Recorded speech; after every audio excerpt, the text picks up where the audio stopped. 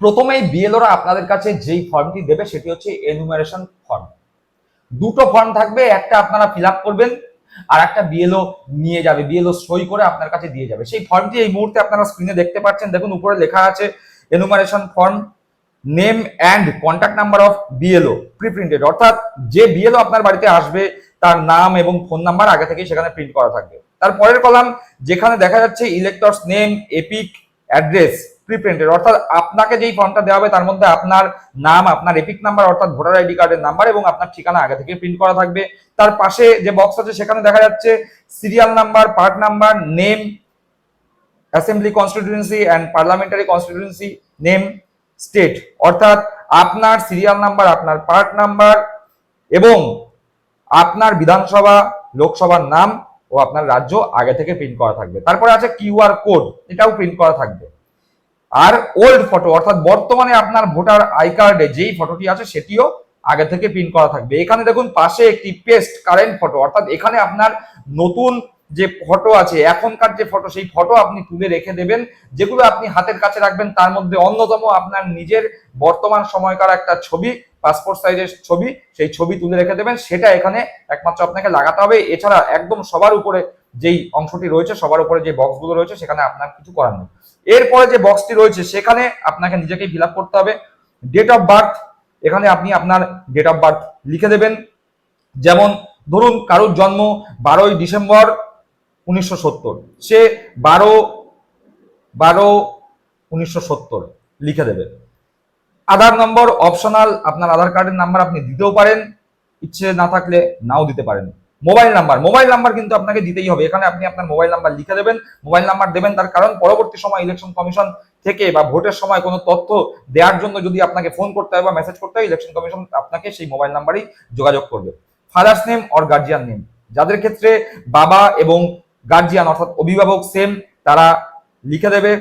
আর যাদের ক্ষেত্রে বাবা মৃত, অন্য কেউ গার্জিয়ান, তারা সেই ব্যক্তির নাম বা অভিভাবকের নাম লিখে দেবে। Father's or guardian epic number, যদি বাবা বা অভিভাবকের ভোটার কার্ড যে নাম্বার, এপিক নাম্বার যদি থাকে সেটি আপনি দিতে পারেন। তারপরে মায়ের নাম লিখবেন এবং এক্ষেত্রেও মায়ের এপিক নাম্বার অর্থাৎ মায়ের ভোটার কার্ডের যে নাম্বার আছে সেটি যদি আপনার কাছে থেকে থাকে আপনি দিতে পারেন। এক্ষেত্রে বলে রাখা ভালো, বাবা এবং মা উভয়ের ক্ষেত্রেই যদি তারা জীবিত থাকে তাহলে তাদের নামে নর্মাল লিখবেন, যদি মৃত হয় তাহলে তাদের নামের সামনে লেট কথাটি লিখে দেবেন। স্পাউস নেম, অর্থাৎ আপনি যদি পুরুষ হন তাহলে আপনার স্ত্রী, আপনি যদি স্ত্রী হন তাহলে আপনার স্বামীর নাম এখানে লিখবেন এবং একই রকম ভাবে আপনার স্ত্রী অথবা স্বামী তাদের ভোটার কার্ডের নাম্বারটি এখানে লিখবেন। এবার চলে আসা যাক নিচে, দেখুন দুটো বক্স রয়েছে। বাঁদিকের বক্সটায় স্ক্রিনের ডান দিকের বক্সটায় দেখুন লেখা রয়েছে details of the elector in the electoral role of the last SIR, অর্থাৎ 2002 সালের ভোটার তালিকায় যদি আপনার নাম থাকে তাহলে আপনি এই অংশটা ফিল আপ করবেন এবং 2002 সালের ভোটার তালিকায় যদি আপনার নাম থেকে থাকে এই অংশটা ফিল আপ করলে আর কোনো ডকুমেন্ট আপনার দেওয়ার দরকার নেই। তাই আপনার হাতের সামনে 2002 সালের ভোটার তালিকা রাখবেন। কোথায় পাবেন? কারোর কাছে যেতে হবে না, গুগলে গিয়ে সার্চ করবেন 2002 ওয়েস্ট বেঙ্গল ভোটার লিস্ট, দেখবেন ওয়েবসাইট খুলবে। সেখানে নিজের জেলা খুঁজে নিয়ে ক্লিক করে নিজের বিধানসভায় ক্লিক করে দেখবেন 2002 সালে আপনার, যদি 2002 সালে আপনি ভোটার হয়েছিলেন বা 2002 সালে আপনার ভোটার তালিকায় নাম থাকলে তাহলে আপনি জানতেই পারবেন যে কোন বুথে আপনি ভোট দিয়েছিলেন, কোন স্কুলে আপনি ভোট দিয়েছিলেন। সেই অংশটি ডাউনলোড করে রাখবেন এবং সেই অংশ থেকে আপনি আপনার নাম খুঁজে লিখবেন। সেখানে আপনার এপিক নাম্বার যদি নামের পাশে দেয়া ছিল তাহলে সেটা লিখবেন, না থাকলে দেওয়ার দরকার নেই। রিলেটিভের নাম যদি থাকে দেবেন, অর্থাৎ মা অথবা বাবার নাম যদি থাকে দেবেন, তাদের সঙ্গে রিলেশনশিপ দেবেন।